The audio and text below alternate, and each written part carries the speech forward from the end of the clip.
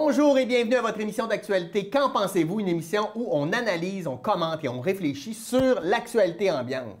Cette semaine, c'est particulier, c'est notre dernière émission de la saison de Qu'en pensez-vous? Saison 2021-2022 et on finit ça en beauté avec le plus beau, Jules Simard. Bonjour Jules! Quasiment le plus jeune. Quasiment plus jeune aussi. Hey, ça va? Ça va très bien, ça va très bien. Ça va très bien. Une fois que ce printemps-là venait qu'à accoucher, là. Ouais. Mais on devrait être pas si pire là, pour s'enligner pour aller faire un tour à Ouais. Hey, on a décidé de commencer l'émission autrement aujourd'hui. Comme c'est la dernière émission, on va essayer de réfléchir sur c'est quoi, toi, dans la dernière année, là, qui t'a marqué ou que tu considères qu'il y aura des changements significatifs sur le Québec ou la population dans les prochaines années. C'est quoi, toi, qui t'a marqué cette année? En fait, surtout pour cet hiver, moi, je dirais qu'il y a deux événements qui m'ont, sur lesquels j'accroche et sur lesquels je pense qu'il va falloir continuer de réfléchir à savoir être quoi l'impact. Puis le premier, crêlez pas, c'est la manifestation à Ottawa, qui a duré tout près de 3 semaines, en tout cas 2 semaines et quelques. Et en fait, où ça me permet de réfléchir puis de regarder un peu plus qu'est-ce qu'il veut y avoir comme impact, ça s'est fait au nom de la liberté. Mm-hmm. Et j'ai vu une manifestation où la liberté n'a été qu'un mot, mais n'a pas été une réalité, dans un certain sens. C'est-à-dire que comment est-ce qu'on peut devenir captif d'une idéologie ou encore d'une façon de penser qui nous amène à poser des actions qui frisent, entre guillemets, l'illégalisme, mais au nom d'un concept, ou enfin de deux concepts qui sont la liberté et la liberté d'expression aussi, qui nous permet justement de pouvoir manifester. Jusqu'à quoi? On n'a pas vu encore l'aboutissement de cela parce qu'on le sait, il va y avoir des poursuites et aux criminels et aux civils, naturellement, sur cette question-là. Donc, ça va être à suivre parce que ça peut nous amener à penser c'est quoi l'impact, donc, que peut avoir une idéologie ou une façon de penser et qui peut nous amener à faire des actions qui peuvent effectivement changer le pourquoi est-ce qu'on a voulu faire cette chose-là. Alors, c'est vraiment un des événements là, qui m'a... Mais moi, je rebondirais même sur ton événement parce que moi aussi, je l'aurais mis, mais moi, je le mettrais dans une séquence. Je trouve que cette année, là, on a eu collectivement à réfléchir beaucoup sur le principe de liberté. Clairement, à cause, pandémie, là, on sait que les obligations, on a un gouvernement qui a été plus paternaliste, qui nous a imposé plus d'affaires, on a eu moins de liberté, c'est vrai, techniquement, mais en même temps, il y avait des raisons de sécurité collective là-dedans. Mais je trouve que ça, juxtaposé à la guerre en Ukraine, nous fait réaliser la beauté de notre démocratie, la force aussi de ce système politique-là qui est complètement imparfait.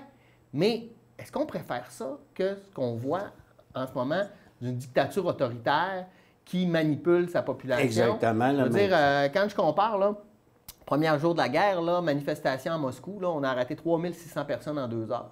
Ici, pendant 3 semaines, on a regardé le monde aller. Tu sais, je veux dire, puis on les laissait dire ce qu'ils voulaient, là. Puis il y a des insultes, il y a des appels à la violence.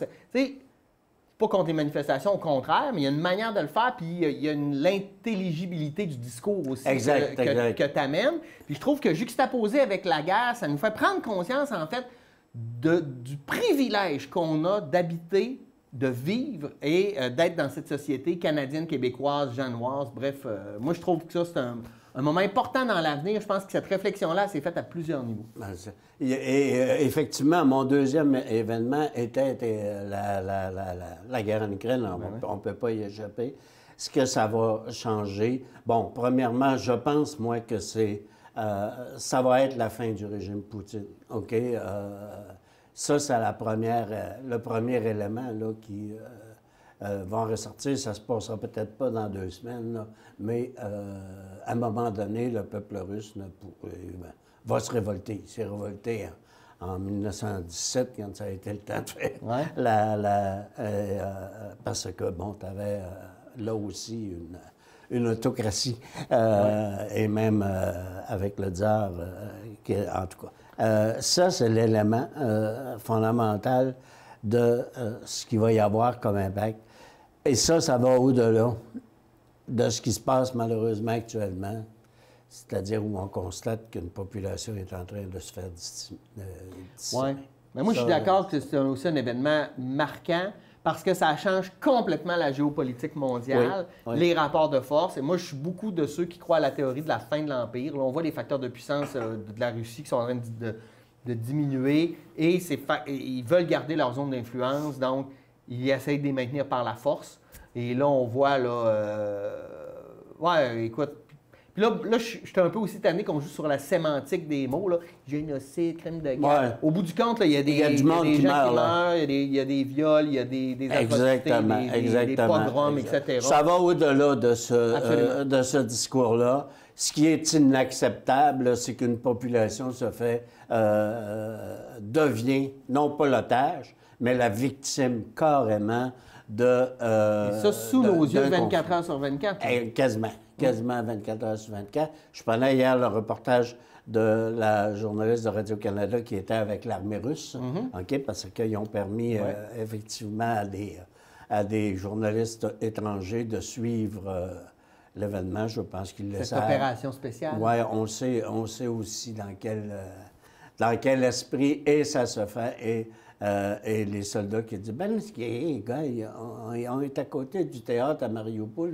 Pas nous autres là, qui a fait exploser ça.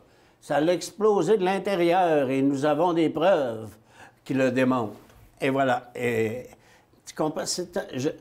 J'en reviens au discours de ce qu'on disait tout à l'heure. Mais quel intérêt ont 1000 personnes de se faire exploser à l'intérieur d'un théâtre? C'est ça. Ils accusent l'Ukraine dans ce temps-là. Mais tu comprends, c'est le phénomène de... Mais c'est le même jeu qu'ils ont joué en Syrie, les Russes, en fait. Exact. D'ailleurs, ils viennent de nommer leur général qui était effectivement en Syrie, qui est maintenant responsable de mener le conflit en Ukraine. Non, c'est vraiment... Je suis d'accord avec toi que c'est deux événements un peu qui se ressemblent. La question de... Mais avec des impacts différents. Là, nous, on n'a pas eu... On a eu des victimes. Les pauvres citoyens d'Ottawa qui ont pu endurer pendant 3 semaines de temps, avoir de la difficulté à dormir. Mais au moins, ils pouvaient manger. Ben oui, puis en même temps, là, tu sais... le droit de manifester est reconnu. Les manifestations, c'est là aussi pour déranger. Les gens se sont fait déranger. Ça fait partie du deal, mais il n'y a personne qui a été, qui a vécu les atrocités de ce qu'on peut voir. Non, exactement. Et c'est encore au nom d'une idéologie ou d'une idée, ou que ça se fait, ça. Peut-être qu'on aura l'occasion d'en reparler aujourd'hui, là, mais regarde, t'as un congrès actuellement de la droite canadienne qui se mène, là. Mais on va en reparler de la course. Et je ne veux pas mettre tout sur le dos de la droite, mais ce que je veux mettre, par exemple, c'est que le discours de l'extrême droite est un discours qui est dangereux pour ce que tu disais qu'on vivait tout à l'heure, c'est-à-dire la démocratie chez nous. Bien, revenons chez nous, d'ailleurs. Revenons à Dolbeau-Mistassini. Le projet Séricole, là, qui était un projet, là, c'est en train de devenir une réalité, là. Ça avance bien. Monsieur le maire et André Guy ont l'air vraiment confiants que ça va se réaliser quand même assez rapidement. Bien, c'est ça. Mais ce que j'ai vu là-dedans, c'est qu'il y a une part de la municipalité qui s'embarque pour pouvoir permettre à des promoteurs ou à des entrepreneurs et entrepreneurs de pouvoir mener un projet qui a besoin de la sériculture. Je trouve ça bien que, écoute, on a l'exemple de ce qui se passe à Saint-Félicien, avec quasiment tous les cocons que tous les concombres du Québec sont maintenant faits. Sauf que même à Saint-Félicien, c'est un beau projet, mais ça a créé quand même des désagréments à la population. Ouais, On ouais. parle encore de la luminosité, le terrain. Bon, tu sais, ça n'a pas été non plus une partie de plaisir, là, réaliser les Sartoundra. Non, mais on n'aura pas... tu sais, quand tu fais un développement de cette nature-là, tu as un impact sur ton environnement immédiat qui est réel, qui va amener des désagréments ou qui va amener des agréments aussi, là, parce qu'il y a une création d'emploi qui va sortir là-dedans. Je pense que tout projet, quel qu'il soit, qui a un impact, qui va amener là, des désagréments. Je lisais ce matin dans le quotidien un monsieur à la brique là, qui a décidé de mettre une barrière, fait une couple d'années, là, parce que dans ce bout de rang-là, il y a des lots, OK, et entre autres, et une bleuetière, des lots agricoles et une bleuetière. Et, bon, mais pendant l'hiver, il paraît qu'il y a des 4 roues qui circulent dans le coin, puis qu'il y a des skidoo, puis en fait, qui brisent tout. Tu brises tout, y compris peut-être des vols là, qui peuvent se faire. Alors, il a été mis une barrière pour justement... alors, la barrière se fait défoncer, se fait scier, se fait... Il y a des gens... Tu sais, je pense que la majorité des gens sont vraiment respectueux, mais on dirait que la minorité, là, il manque de classe pour l'ensemble. C'est eux autres qui font en sorte que mais tu sais, ça revient à ce qu'on disait tantôt, c'est le principe de liberté individuelle. Oui. Moi, ma liberté est tellement importante, mais on vit dans une société, puis on se doit de respecter aussi la liberté des autres. On nous apprenait dans le temps que la liberté de l'un se termine quand la liberté de l'autre commence. En tout cas. Mais j'ai hâte de voir, je trouve que c'est un beau projet. Oui. Puis, on est là-dedans. Moi, je voyais encore là, dans un documentaire il n'y a pas si longtemps qu'on prévoit qu'en 2050, il va falloir que la moitié de la nourriture soit produite proche des villes, donc où ça se consomme, entre autres pour l'environnement. Je trouve vraiment que c'est un beau projet d'avenir, puis un beau projet à long terme. T'es-tu en train de me dire qu'ils vont faire pousser des bananes, toi, là-dedans? Non, mais ce que je peux te dire, c'est que les bananes, en tout cas... Bref... peut-être moins manger. Moi, non.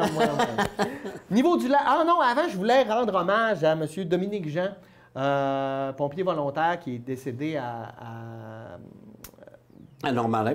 Pas à Normandin. Ben, il venait de Normandin, Oui, il est mais décédé à Saint-Edmond-les-Plaines. pendant la... Juste pour dire, tu sais, j'ai pas grand-chose à dire, je le connaissais pas, mais ces gens-là là, offrent des services, les pompiers volontaires, depuis tellement longtemps, ils sont importants. Puis c'est quand il y a un drame, je pense qu'on est capable de reconnaître. Bien, moi, je tiens à donner mes sympathies à toute la famille, aux gens qui le connaissaient. Et courage aussi à tous les autres pompiers volontaires qui restent et qu'il faut qu'ils continuent de travailler et puis de protéger la population. Tu m'amènes à regarder... je ne veux pas faire nécessairement un mauvais parallèle, mais il y a actuellement un film qui va sortir en France sur les pompiers qui ont participé au sauvetage, entre guillemets, de Notre-Dame en France. Et là aussi, on souligne le travail des sapeurs-pompiers. On pense toujours que c'est rien, ça. C'est comme acquis, tu sais. Regarde, ils sont là, ils éteignent un feu. C'est quoi? Oui, mais ce que tu permets de faire en sorte, c'est pas juste de sauver des biens, c'est ça. C'est pas de sauver des biens, c'est de sauver des... Tu sais, je veux dire, lui, là-bas, quand il est décédé, il y avait aussi beaucoup d'animaux là, qui sont décédés pendant... Pas décédés, qui sont morts pendant cette catastrophe-là. Et moi aussi, j'en profite pour souhaiter que ce type d'événement-là permettent de faire en sorte aussi qu'on puisse avoir une intervention plus sécurisante aussi pour les pompiers quand ce genre d'événement-là se passe. Niveau du lac, il faut en parler à tous les années parce qu'il y a une bonne raison de chialer. Quand l'année passée, c'était trop bas, là, ceux qui faisaient de la voile ont dit on n'a pas eu de saison, le niveau du lac est trop bas. Là, cette année, là, on n'a peur que ça soit trop haut. Là, c'est les résidents, l'érosion. Puis en plus, tout ça est contrôlé par une compagnie, donc on n'a même pas le contrôle collectivement de ce niveau-là. C'est quoi, toi, tes appréhensions, tes peurs? Y a-t-il des solutions? On fait quoi? Il y a eu de la neige un peu cette année. Hein? bref. Et ça fait en sorte que, puis le lac, semble-t-il, était quand même assez haut quand il s'est mis à geler. Donc, ça a permis, justement, à la compagnie de faire de l'électricité puis de nous vendre les surplus. Mais indépendamment de ça, je sais pas, je pense qu'on va toujours avoir... On est dépendant, naturellement, de Dame Nature à ce niveau-là pendant l'hiver. Et peut-être aussi que c'est une conséquence des changements climatiques. Il n'y a pas grand monde qui y croit, là, aux changements climatiques, il paraît. Mais ceux qui n'y croient pas, c'est ceux qui doivent faire quelque chose là, c'est ça, là, tu comprends. Et c'est là qu'on en est. Moi, je pense que de plus ça va aller, plus on va avoir des conséquences négatives ou néfastes, ou peut-être très bonnes. Peut-être que cette année, là, les gens qui font du voilier vont trouver ça intéressant de pouvoir en faire. Oui, mais absolument, mais c'est les résidents où les côtes sont érodées. Ils n'auront plus de plage. Ouais. En tout cas, ça m'amène à penser, je sais qu'à la MRC cette semaine, il a été question de faire en sorte qu'il puisse y avoir une étude qui se réalise sur le secteur de Vauvert pour utiliser à des fins touristiques les berges du lac Saint-Jean. Il ne reste plus grand place autour du lac où tu peux effectivement faire un développement touristique. Il y a une étude donc qui va se faire. Tu comprends l'impact de ce que peut avoir ce phénomène-là devrait être analysé. On ouvre encore des terrains, on coupe encore des arbres, bien, on rend la terre plus fragile, puis l'érosion va juste être augmentée. C'est ça. Il faut arrêter à un moment donné. C'est là qu'il faut voir, je pense, là, si qu'est-ce qu'il y en a. D'accord. Manque de pharmaciens et de médecins pour la relève. Je ne sais pas si tu as vu passer ça cette semaine, mais il y a eu comme des gros cris du cœur de dire à un moment donné, là, on va manquer de pharmaciens, on va manquer de médecins, puis ceux qu'on forme ne viennent pas dans les petits milieux, donc parce que ça va devenir une problématique là, à très court terme, là, en fait, là, parce que chaque fois qu'un médecin de famille prend sa retraite, moi j'étais ici à Dolbeau, mon médecin de famille a pris sa retraite, là, ça a pris 2 ans avant qu'on m'en donne un ailleurs dans la région. Tu en as eu un, toi? Oui, bien 2 ans et demi. Moi, ça fait 3 ans. Ouais. OK? J'ai théoriquement en haut de 65 ans et je dois... Théoriquement? Oui, théoriquement. En haut de 60 et on doit, théoriquement, quand on a cet âge-là, il paraît avoir un médecin de famille qui dit « J'en ai pas! » Je n'en ai pas. Et ça fait 3 ans, moi aussi, quand, je te le dis, quand le docteur Savard a pris sa retraite, plus de médecin de famille. Je fais partie de la fameuse liste. Ouais. Mais compte tenu du fait que je ne suis pas très mal... j'en ai pas. Mais toi, peut-être parce que j'habite à Saint-Gédéon. Peut-être qu'ils en ont trouvé un plus proche, plus rapidement.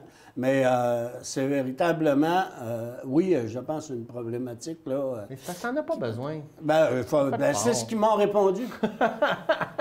C'est ce qu'ils m'ont répondu. Mais j'ai dit, je ne vais pas voir de médecin parce que j'en ai pas. Oui. Mais tu te ramasses à l'urgence quand tu as un petit problème, parce que c'est là que tu peux avoir quelque chose. Mais ceci étant dit, ça illustre un des propos de ce manque et de pharmaciens. Mais c'est pas juste dans la région. Hein. J'ai vu des reportages cette semaine sur partout au Québec, et non seulement dans les régions, mais aussi dans les 2 grands centres que sont Montréal et Québec, où on a aussi cette problématique-là des gens qui heureusement ou malheureusement, prennent leur retraite, mais il n'y a pas de relève. Ouais. Il n'y a pas de relève. Ça s'inscrit aussi dans le phénomène de la pénurie de main-d'œuvre. Oui, puis il va falloir réfléchir aussi sur le fonctionnement de notre système de santé. Là, on voyait d'autres manières, plus de super infirmières, parce qu'on a vu là, dans ils ont fait pas des tests, là, mais des projets pilotes, entre autres. À Rimouski, entre autres. À Rimouski, oui, exactement, où on voyait que finalement, quand on était capable de regarder, bien finalement, dans le 100 des gens qui appellent, il y en avait juste 30 qui avaient réellement besoin de voir un médecin. Ça désengorgeait. Mais maintenant, ça prend quand même des super infirmières. Oui, c'est ça. Et là, on a la problématique. Mais c'est pas grave. Il va falloir qu'effectivement, on puisse être en mesure d'avoir d'autres intervenants dans le domaine de la santé pour être capable de régler ces problèmes-là. Je t'amène dans le sous-sol. Oui, on avait cette semaine le forum minier régional qui se rassemble, là, comme j'imagine à chaque année. Mais là, on est en train de voir que la conjoncture géopolitique mondiale pourrait favoriser les investissements miniers dans la région. Je trouve pas ça inintéressant, mais j'ai l'impression que depuis quelques décennies, l'exploitation minière au Saguenay-Lac-Saint-Jean, c'est un peu un échec. Ben, en fait, tu sais, quand on regarde là, tous les projets, BlackRock, la mine de diamant, que finalement, ben, oui, c'est pas rentable. Tu sais, on dirait que, je sais pas. Oui, tu as BlackRock, puis tu as aussi ici, à Girardville. Oui, oui. On dirait que c'est interminable, ces affaires-là. Puis finalement, oui, mais ça prend... tu sais, gars, je prends Girardville, OK? Le secteur de mine de Tantale et de niobium aussi, je pense. Ça coûte 400 millions de dollars pour l'ouvrir. Et puis, il faut que tu trouves un procédé qui est rentable aussi pour pouvoir le faire. Est-ce que le procédé, aujourd'hui, il faut qu'il soit un peu plus conforme à l'environnement qu'il était quand tu as développé Chapin et Chougamau. Or, c'est dans ce sens-là où ça coûte excessivement cher. Et il faut que tu aies un marché pour pouvoir être en mesure de le vendre. Regarde, Attends, Jules. Là, tu me dis là, qu'on veut exploiter quelque chose, mais on n'a pas de marché puis on n'a pas de technologie. Oui. Bien, pourquoi qu'on nous fait miroiter que ces projets-là d'abord? Il y avait quelqu'un qui disait, qui investissait à la bourse et qui disait, tu sais quoi, un promoteur minier, c'est quelqu'un sur le bord d'un trou qui dit « Hey, il y a beaucoup de minéraux ici, d'acheter mes actions. » Mais ça, c'est une caricature là, que j'amène. Mais ce que je veux dire, c'est que les projets miniers, ça coûte quand même très cher. Et aujourd'hui, tu te dois aussi d'avoir un respect de l'environnement. Tu ne peux plus juste prendre des pierres dans le sous-sol, les casser, sortir ton minéraire, puis mettre ça à côté de la mine. OK, comme on fait depuis toujours. Ben oui, puis une des raisons d'ailleurs pourquoi on est le paradis fiscal des minières dans le monde. Là. On chiale dans les paradis fiscaux ailleurs, là, mais le Canada est le paradis fiscal des mines. Là. Aller relire Alain Deneau, là, c'est assez troublant. Donc, moi, je dis que ça fait partie du fait que, oui, on puisse avoir de la difficulté ou que ça prend beaucoup de temps pour pouvoir atteindre. Gare Ariane Phosphate, OK? La mine au lac Apol, il y en a, il paraît, puis la mine dans le temps, quand on a fait les premières rencontres publiques sur la chose, on disait, en Saskatchewan, il va y avoir, il y a une mine qui achève.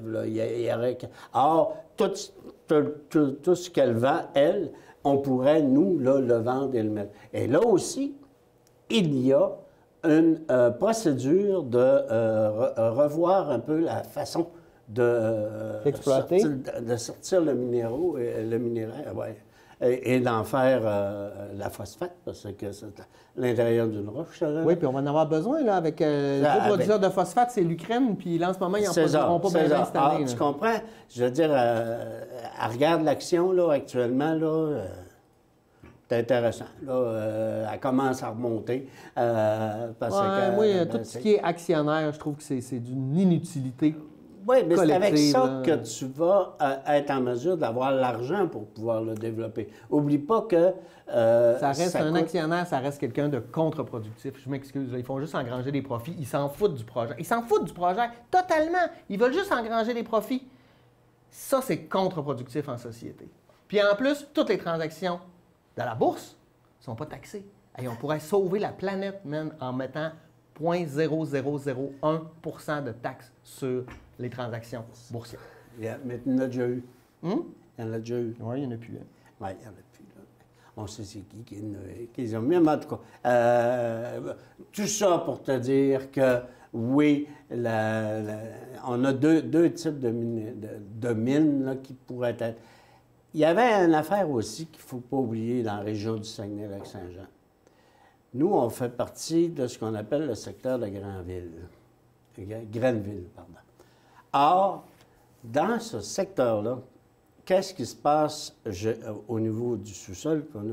C'est que tu vas avoir des spots de minéraux, comme sur une planche de pain. Dans le temps, c'était le professeur Louis-Henri Frigon qui nous avait expliqué ça. Pourquoi est-ce que dans la région, on a peu de... C'est qu'avant que tu trouves le spot sur ta planche de pain, mais tu en as. Tu sais, c'est comme à Girardville, là, la mine qu'ils ont trouvée, il y en a. Ils ont fait des forêts en grande quantité. Par contre, c'est limité. Tu comprends que ça ne s'étend pas. Or, puis tu l'exploites peut-être davantage à ciel ouvert, parce que ça te permet de faire une exploitation peut-être à ciel ouvert plus que souterraine, parce que tes veines, ils sont en enchaînement. Alors, ça fait en sorte que, oui, tu as un développement minier peut-être plus difficile. La prospection est peut-être plus difficile. On a eu des... à Saint-Eugène-Milo, quand on a fermé une mine là, qui avait été ouverte, là, très rapide, qui se faisait à ciel ouvert, et ils l'ont fermé parce que le marché ne la prenait pas, mais c'est quand même... Alors qu'on ait 2 projets actuellement qui s'inscrivent à cause de la guerre en Europe, là, actuellement, qui s'inscrivent, mais c'est pas demain matin la veille. Là, ben non, avec Ariane Phosphate, ça fait combien d'années qu'on attend qu'il se passe de quoi? On en parle comme tous les 2-3 mois, là, ça revient à l'actualité pour nous dire qu'il se passe rien. Ben oui, et encore, mais ils sont à la recherche de financement aussi pour pouvoir, et du marché. Je prenais, là, dernièrement, justement, pour Ariane Phosphate, il y a une utilisation par une compagnie américaine du minerai qui va être exploité à la Minapol, c'est-à-dire qu'ils vont en faire pour pouvoir être en mesure de vérifier l'efficacité exacte. Et semblerait-il que compte tenu du fait qu'il est très concentré, le minéraux je ne me souviens pas s'il faut dire minéraux, minéral ou minéral. Je t'écoute, je te juge pas. Et donc, de pouvoir être en mesure, et comme il est très concentré, ça permet d'avoir une très belle qualité de ce qui sort, le phosphate là, qui sort de là. Merci, Jules. On prend une petite pause, nous, et on revient immédiatement après avec les nouvelles nationales, internationales, et puis... j'aimerais ça qu'on parle du caribou forestier. Inquiète-toi pas, on va en parler. Premier sujet au retour de la pause. À tout de suite.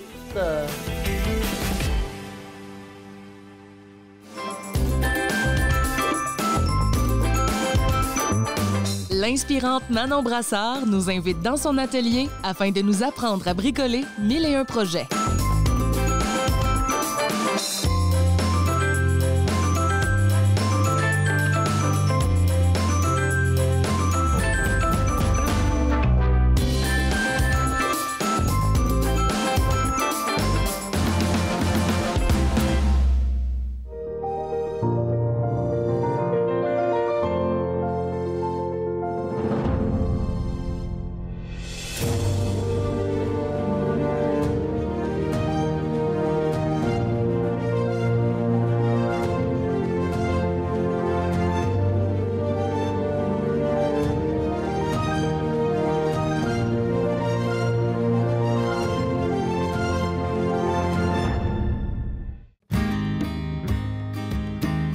La série documentaire « Les artisans de la terre » présente en un clin d'œil le quotidien de 8 producteurs agricoles du nord du lac Saint-Jean dans la MRC de Maria-Chapdelaine.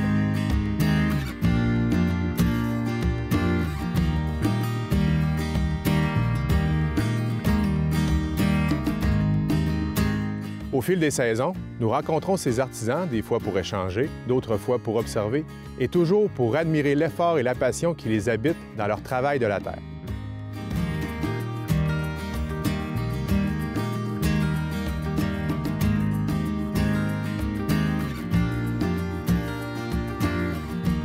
Découvrez différentes productions agricoles d'une façon simple, sans artifice, mais qui sauront vous captiver et vous surprendre. L'agriculture dans ce qu'elle a de plus vrai, authentique et grandiose.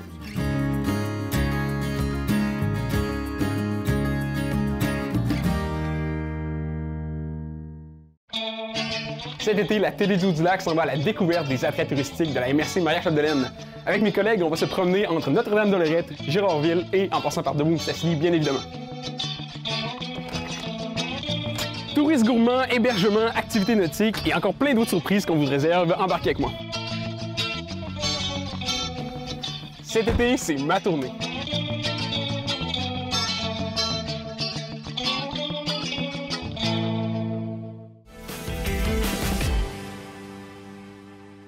On est de retour de la pause. J'espère que vous êtes fait un beau café, vous avez pris le temps de faire ce que vous aviez à faire, mais que vous êtes bien assis pour écouter la deuxième partie de l'émission, car on va parler de sujets encore importants. N'oublie pas, c'est la dernière édition du Qu'en pensez-vous 2021-2022 avec Jules Simard. Jules, Caribou Forestier. Là, j'ai hâte de voir si on va se chicaner ou si on va être d'accord. Bon, Caribou Forestier, Topo, ça fait déjà 8 ans qu'on attend une décision du gouvernement du Québec qui repousse et repousse et repousse. On a eu le temps de passer 3 gouvernements depuis ce temps-là. Il ne se passe rien. Et là, bon, là, on est comme commencé là, à écouter les gens nous en parler. On fait des rencontres, c'est beau. Et là, ministère de l'Environnement au fédéral qui dit attention, nous, on a le devoir de protéger. Si vous ne faites rien, d'ailleurs, les Premières Nations ont été du côté d'Ottawa là-dessus. Si vous ne faites rien, là, on met un ultimatum. Il faut qu'il se passe quelque chose. Ça fait trop longtemps qu'on attend. 28 avril. Qu'est-ce que tu en penses? 28 ou 24 avril? Je pense même 20 avril. 20 avril, c'est la semaine prochaine. Ouais. Bon. Parce que là, on crie encore « Ne venez pas vous ingérer dans les compétences du provincial. » Sauf que la protection des animaux, je m'excuse, mais c'est de compétence fédérale. Bien, c'est pour ça que quand tu vis dans un régime fédéraliste, tu as ce double... Non, mais au-delà de ça, Jules, le gouvernement du Québec se pogne le cul dans ce dossier-là. Il ménage la chèvre et le chou, veut pas prendre de décision. C'est pas... Puis moi, je pense que c'est de la faute aussi du ministère. Ministère des Forêts, de la Faune et des Parcs. Donc, il doit juguler avec la protection de la faune. En plus, il doit s'occuper du développement économique du secteur forestier. Fait que, il parle des deux côtés de la bouche, là. Il fait quoi, ce ministère-là? Il est pris avec lui-même. Donc, il fait rien. Bien, exactement, c'est ça qui se passe, là. Parce que tout le monde attend, là. Même l'industrie forestière est tannée, là. Je veux dire, puis là, on voit, en plus, des mesures, hein. Ici, on parle, maintenant, en Gaspésie, il y avait un cheptel de 1500 bêtes, ils sont rendus à 35 têtes. On a vu en Colombie-Britannique qui ont pris ça en main il y a quelques années, puis on est passé d'un cheptel qui était à moins de 50 caribous. Aujourd'hui, il est à plus de 300 parce qu'on a pris des mesures. Donc, ça fonctionne. Mais ici, c'est parce qu'on veut comme pas les prendre. C'est quoi qui se passe? On fait quoi? Ah ben, ce qu'on fait, c'est que... On fait ce que le gouvernement Couillard avait fait, ce que ce gouvernement-là fait. On fait rien. Non. En fait, ce qu'on dit, c'est que nous allons analyser la possibilité de mettre en haut du 50e ou du 49e des terres pour favoriser le caribou forestier. Le problème, c'est que tu t'en viens plus, non pas dans des belles forêts de sapinières et d'épinettes, mais tu t'en viens plus dans la taïga à ce moment-là, mais indépendamment. Oui, mais la science est très claire, parce que là, on fait des...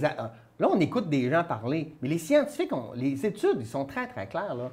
Le caribou ne se reproduira pas dans des forêts jeunes et dans la taïga. Ça y prend la forêt boréale. C'est ça. Fait que ce qu'on fait, on l'abandonne. Mais tu sais, on peut dire ça, là, écoute, là, fuck le caribou, là. Go l'industrie. Mais on peut-tu trouver... Puis moi, je suis tanné d'entendre cette espèce de discours-là. Ah oui, il faut le protéger, mais non. Tu sais, mais non, il faut protéger les emplois. Je veux dire, là, en ce moment, on est en pénurie d'emplois. Je sais pas, toi, tu fais quoi, là, avec ça? Une patate chaude, là. Oui, j'attends. T'attends? Toi, t'attendrais. Être le gouvernement, t'attendrais.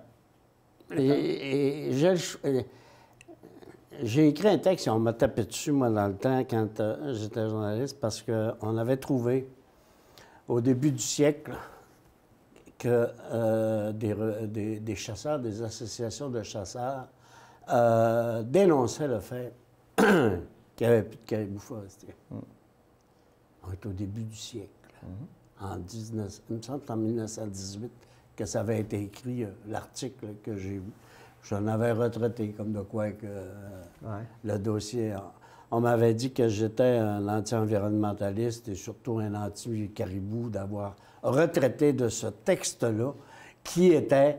parce que dans le temps, on mettait ça sur la faute des chasseurs. Mais en fait, c'était là aussi le problème qu'on déforestait peut-être trop. Mais en tout cas, ça, c'était l'hypothèse. Ça, la science est très claire là-dessus. Parce que j'écoutais aux Années-Lumière un spécialiste, un reportage très complet qui nous expliquait avec leur mode de reproduction et leur mode de nourriture, là, de manger, aller au restaurant dans le bois, là, excusez. Non, mais tu sais, ça faisait que quand c'était des forêts jeunes, bien là, on perdait, puis en plus, ça l'avantageait les prédateurs. Le caribou ont moins d'enfants, entre autres, là, moins de gestation qu'un orignal. Un orignal peut avoir 1 à 2 bébés par année, caribou peut-être 1 ou 2 ans. En plus, dans les petites forêts, bien, ils trouvent moins le lichen dont ils ont besoin pour se nourrir et c'est plus facile pour les prédateurs comme les loups de les attaquer. Donc, les autres, là, si on fait rien, on oublie ça. Maintenant, je comprends que c'est compliqué de faire de quoi. Mais dans la vie, on a-tu de la volonté politique ou on n'en a pas? Moi, ça, c'est une affaire qui m'énerve un peu des fois chez les politiciens. Là. Moi, là, je ne juge pas les gens à ce qu'ils disent, je juge les gens à ce qu'ils font. Puis en ce moment, là-dedans, on fait rien. Bref. Oui, on a voulu mettre des hypothèses de travail, mais ces hypothèses-là ne se sont pas concrétisées par des actions concrètes. Il y avait Pascal Cloutier qui, à un moment donné, quand j'avais interviewé, il était président dans le temps de l'association Forêt Boréale, et qui disait qu'il se faisait effectivement des tests dans le secteur ici, là, au niveau de la MRC, où on constatait depuis quelques années une augmentation du cheptel. OK? Même si on est dans le secteur où l'exploitation de la forêt boréale est la plus grande au pied carré, on constatait qu'effectivement, il y avait eu des études qui le démontraient. On constatait, parce que les études scientifiques en ce moment démontrent très clairement qu'il y a une diminution du caribou ici. Là. Sur l'ensemble du territoire. Ouais. Sur l'ensemble du territoire. Il ne faut pas oublier que le caribou forestier a aussi émigré du sud et qui s'en vient aussi de plus en plus vers le nord. OK? Parce que dans le sud, oui, là, tu as une problématique. Il n'y en a plus. Comme tu disais tout à l'heure, on est parti de 50, puis on est peut-être rendu à 300 parce qu'on a fait quelques petites actions de base là, pour pouvoir être capable de le faire. Et aussi, il ne faut pas oublier que les forêts en Gaspésie ou dans le sud se sont aussi renouvelées. Donc, ils deviennent de plus en plus âgés. Parce que dans le temps, OK, quand le bois a été fait, c'est là qu'on le faisait. On parle de 1918. 1918, c'est dans le temps. Guerre. C'est à la fin de la guerre. Non, et je suis né le jour du couronnement de la reine Élisabeth II, moi. Oh! Ah, oui. On a reçu une petite cuillère en argent dans le temps. Parce qu'on faisait partie du commandement. Là, on est en train de se perdre, là. On est en train de se perdre. Pour te dire que la question, effectivement, du caribou forestier, qu'on le veuille ou non, c'est pas facile à régler. On va avoir fort probablement un choix de société à prendre. Ou on fait en sorte que, puis on remarque que l'exploitation des vieilles forêts, OK, elle se fait de deux façons. Elle se fait de façon naturelle, c'est-à-dire que les arbres tombent, OK, ou elle se fait en faisant une coupe qui pourrait être sélective. Mais le jour où tu fais une coupe sélective, ce que tu fais, c'est que tu te permets d'avoir un chemin d'accès et là, tu dis au loup, bien, garde, exactement. Tu peux maintenant te passer. Le problème n'est pas facile là, à régler. Ce que le gouvernement Couillard a essayé de faire quand il a dit à un moment donné, à haut du 49e parallèle, nous allons faire des aires des aires protégées pour pouvoir être en mesure de permettre aux caribous forestiers de vivre. Et ils ne l'ont pas mis en pratique. Parce que ce qu'ils ont fait, c'est qu'ils ont dit aux compagnies forestières, regarde, tu as du bois à l'effet. En haut du 49e, puis dépêche-toi de le faire, parce qu'il faut être obligé de farmer le secteur pour en faire un aire protégée. Oui, mais tu sais, parce que tout est d'un côté, tout du côté de l'industrie. On oppose toujours l'économie puis l'environnement, mais là, il faut sortir de ce paradigme-là puis commencer à penser l'économie et l'environnement ensemble. Sinon, on ne s'en sort pas. Puis le rapport du GIEC, je veux dire, tout le monde nous le dit. T'as-tu vu le film Don't Look Up? Là? Des fois, j'ai l'impression qu'on fait ça. Là, on le sait là, que ça s'en vient, là. Mais tu sais, là, moi, là, je suis en train de me travailler un cancer, là, mais je vais continuer à fumer 3 paquets par jour pareil. Tu sais, si boire, on est supposé d'avoir une intelligence collective, l'être humain, là. Pourquoi on pense juste à ce qu'on met dans nos poches? Mais ça les serait quoi, là? À cause des actionnaires qui sont tellement loin de ces milieux-là, ils s'en foutent, ils veulent de l'argent. Mais à un moment donné, là, on ne pourra plus en faire parce qu'on va avoir épuisé toutes les ressources. Puis même chose avec la biodiversité, c'est important, puis c'est documenté à plein que la biodiversité est importante. Mais c'est quoi, là? Je te retourne la question. Ouais. Moi, j'en ai pas là, de solution comme tu le vois. Hein? C'est quoi la solution? Bien, la solution, c'est qu'à un moment donné, c'est de se tenir debout face aux méga compagnies là, qui n'ont jamais réinvesti une scène là, dans le développement, on a toujours été obligés. Hein? Moi, je pense à Résolu ici. Là. Hey, quand ça faisait du profit, ça ne s'appelait pas Résolu. Dans le temps, tu vas me dire, là, ça donnait ça aux actionnaires. Là, quand les temps commençaient à être durs, là, c'était ah, ben là, les temps sont durs, ça nous prendrait des subventions, ça nous prendrait un plus. Là, il faudrait rouvrir les conventions collectives. Hey! C'est multinational. Puis là, si tu ne dis pas oui, ah ben nous, on va s'en aller ailleurs. Ça, c'est du chantage corporatif. Je suis plus capable de ces entreprises-là. On a plein là, de petites compagnies ici qui devraient reprendre ça, puis on dit, moi en tout cas, là, j'en peux plus de ces multinationales-là qui n'ont aucune considération pour les sociétés où ils exploitent, puis même s'ils font en croire, oui, là, on a donné là, le parc Résolu, là. Ah, écoute, j'en peux vraiment plus. Mais donc, c'est quoi? On met les grandes entreprises à terre? Bien, mettre les entreprises on va sauver le caribou. Ils me font pitié, les entreprises. Écoute, ils font du cash, là, ces entreprises-là. La majorité des gens qui travaillent en forêt, en plus, écoute, travaillent très tôt, ont des salaires, ont des très bons salaires. Ils n'ont pas eu besoin... En tout cas, je ne veux pas rentrer là, dans le... Respire, Pierre, respire. Mais à un moment donné, là, c'est comme le baie du Nord. Là. Écoute, on dit, là, c'est irresponsable de continuer à exploiter les hydrocarbures. Ah, ben non, on va en faire le plus gros projet au Canada. Voyons, c'est quoi qu'on ne comprend pas dans l'urgence climatique? C'est urgent. Quand, là, on ne sera plus capable en tout cas, on en reparlera dans 20 ans, là. Si c'est important que je mette de l'argent dans mes poches, là, hein, mais écoute, sécheresse, inondation, feu de forêt... On va voir le fun qu'on va avoir. On va avoir le fun que l'industrie va avoir. Puis là, l'industrie, elle va pleurer. Ah, mais là, vous êtes responsable de votre malheur. Les pratiques, là, ils ont changé beaucoup depuis 30 ans en forêt, tant mieux. Mais il reste encore du chemin à faire, je m'excuse. Oui, fort probable.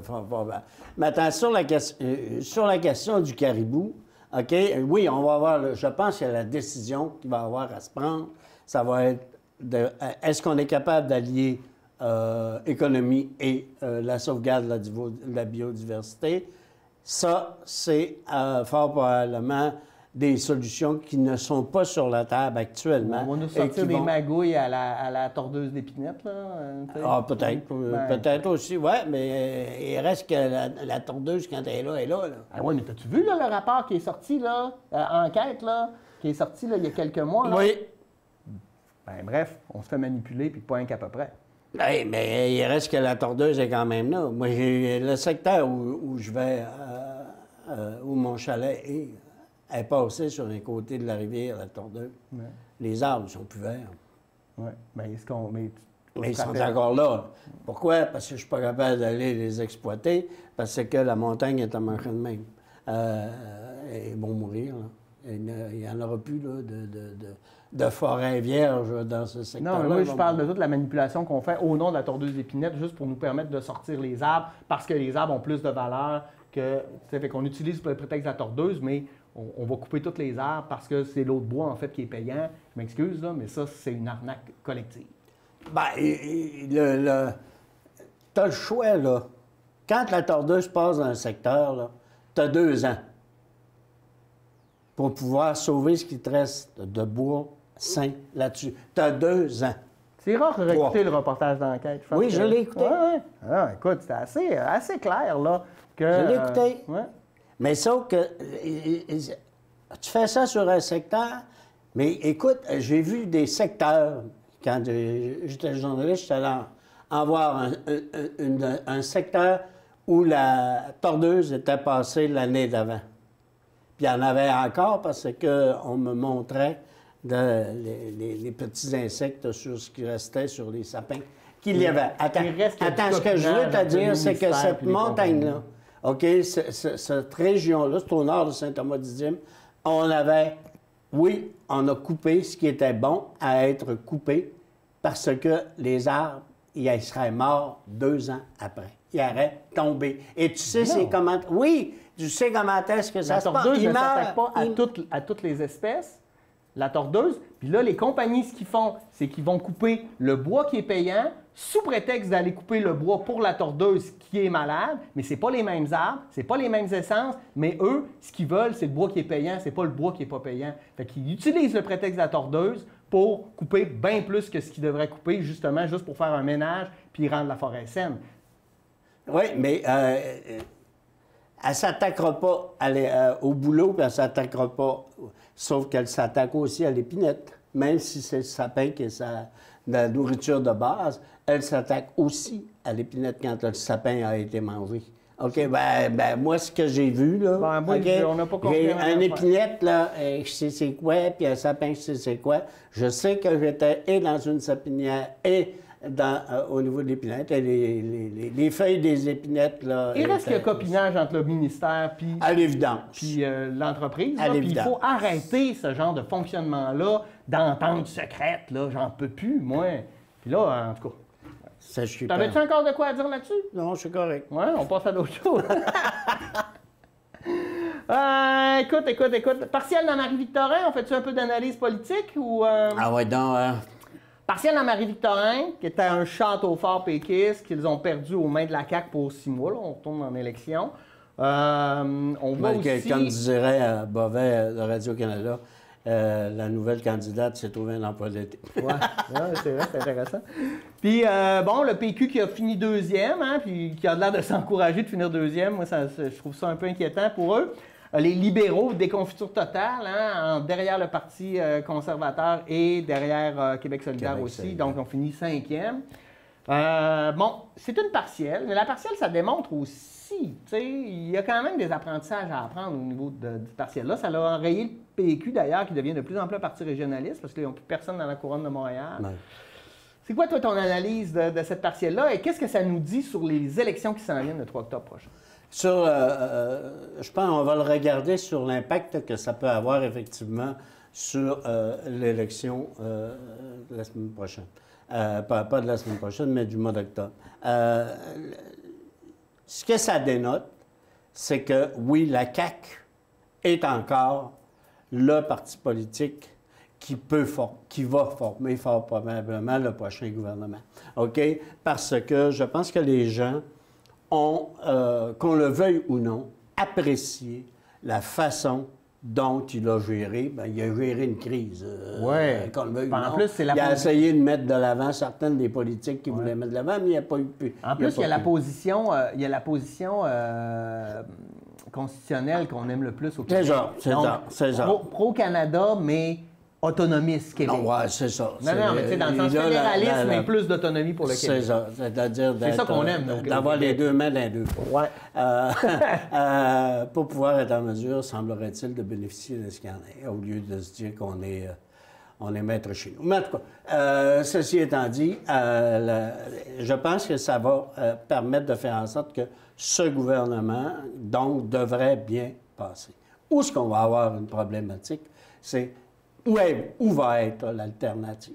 L'alternative ne sera pas, fort probablement, encore le Parti libéral. OK?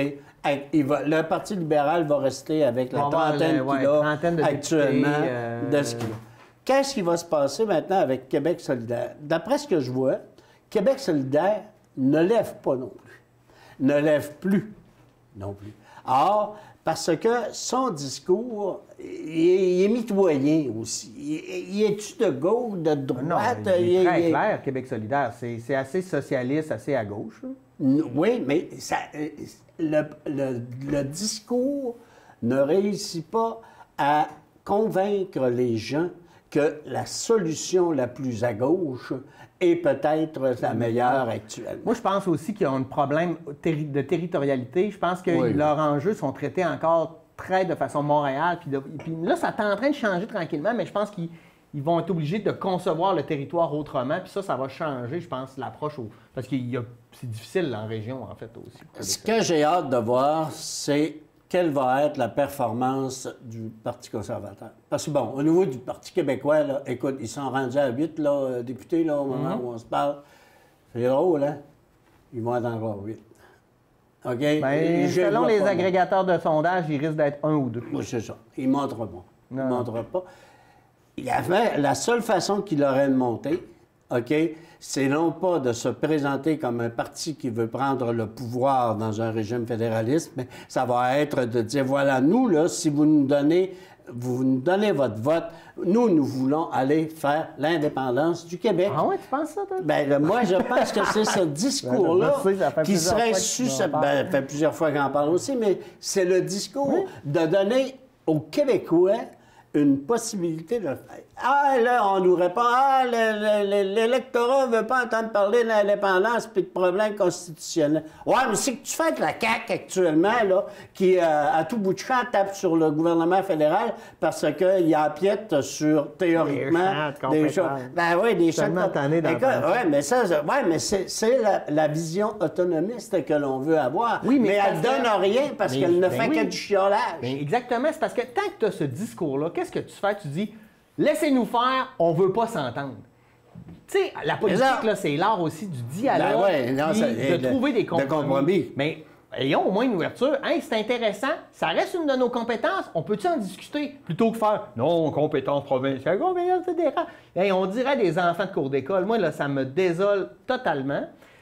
Puis pour le Parti conservateur, ils sont allés chercher 10 %. Ils vont chercher 10 %. Techniquement, l'extrême droite, là, ou les gens très plus à droite au Canada ou dans à peu près toutes les civilisations occidentales au monde, c'est à peu près 10 %. Ils vont finir avec 10 %. Ils ont... c'est parce que, même là-dessus, ils peuvent peut-être ne pas finir non plus. Pour une seule et bonne raison, le discours de droite et d'extrême droite au Québec, il ne pogne pas. Les conservateurs actuellement, qui ont voulu être trop à droite, ils n'ont pas eu grand monde, ils ont été élus là. Mais c'est parce qu'on les récupère avec un discours autonomiste, un discours nationaliste. Ouais, en fait. C'est pour ça que, entre autres, le Bloc québécois va aller chercher ces votes-là des conservateurs. Or, moi, je pense bien que tout va dépendre, parce que lui, il veut prendre le pouvoir au fédéral. OK? Veut dire, dans un régime fédéral. Or, ce qui peut faire en sorte que c'est qu'il peut avoir une opposition. Mais sa position nationaliste, lui, il ne va pas jusqu'à l'autonomie. OK? Ouais. Et comme la CAQ le fait actuellement. Et tant qu'il va tenir ce discours-là, au niveau de la CAQ... Il est trop démagogue encore, dans le sens-là, il va se faire rattraper par sa démagogie. Il contourne trop souvent la vérité, mais à un moment donné, en politique, la vérité, puis les journalistes sont les chiens de garde de la démocratie, ils sont là, puis ils vont t'assortir. Mais moi, ma peur, c'est que ça devienne... J'espère que ça ne deviendra pas un clown comme Maxime Bernier, là, où là, il se met à dos, même les médias, parce qu'il les dénigre. Tu sais, on en est peut-être en 1970, quand Robert Bourassa a pris le pouvoir, il l'a pris avec une centaine de députés sur 120. Okay, il en restait 20 qui étaient dans l'opposition, dont 7 au PQ. Ça, là, c'est drôle, hein? Mais je pense qu'on peut avoir quelque chose de même. C'est-à-dire que l'opposition actuellement est tellement disparate, elle essaie de tirer sur n'importe quoi, puis ce qu'elle tire, là, c'est des choses qui ne bougent pas, qui n'ont rien à... On n'a rien à offrir à part critiquer et dire il n'est pas bon. D'ailleurs, écoute, les gens qui parlent de Mme Anglade actuellement, Mme Anglade actuellement, elle essaie de faire en sorte qu'elle puisse... Regarde la fioleuse qui parle à gare. Oui, mais tu vois, moi, je trouve qu'elle ramène le Parti libéral vers le Parti libéral. Ce que Jean Charest avait défait, le Parti libéral était devenu conservateur. On revient à une espèce de Parti libéral, ce qui est intéressant. Moi, je trouve, au contraire, il y a beaucoup de propositions en ce moment. Là. Il y a Québec solidaire qui a déposé, c'est pas Québec solidaire, mais beaucoup d'intellectuels de Québec solidaire ont fait des propositions très claires dans un livre que je viens de lire. On réfléchit beaucoup. Le problème, c'est les règles du jeu de société dans lesquelles on joue. Il faut une réforme du mode de scrutin, il faut une réforme des institutions, moi je pense en profondeur, au Québec et au Canada, parce que tranquillement, ça devient Je dirais pas de moins en moins. Mais là, tu t'en vas dans un discours constitutionnaliste. Là. Et il paraîtrait qu'il n'y a personne qui veut de ça au Québec. Ben, moi, je pense que le mode de scrutin, c'est essentiel. En plus, c'est dans l'air du temps. Ça donnerait plus de légitimité, ça amènerait plus d'instabilité politique parce qu'on aurait plus de gouvernements de coalition minoritaires. Mais, hey, ça amène le dialogue en politique plutôt que se fermer et dire « Je suis contre parce que je suis dans l'opposition. Je suis pas parce que je suis au pouvoir. » Ça, notre système là-dessus fait en sorte que... Dialoguons, travaillons ensemble puis pour l'ensemble de la population. C'est parce que ça amène que tu ne peux pas amener de proposition. Tu vois quelqu'un qui a pris une décision en fonction de tel et tel élément, et l'autre va dire « Non, c'est pas ça qu'il aurait dû prendre comme élément, c'est ça qu'il aurait dû... » On n'avance pas quand on fait ça. On n'avance pas quand on fait ça. On s'oppose pour s'opposer. Et s'opposer pour s'opposer, là, ça donne rien. Ça donne à rien. Je m'oppose.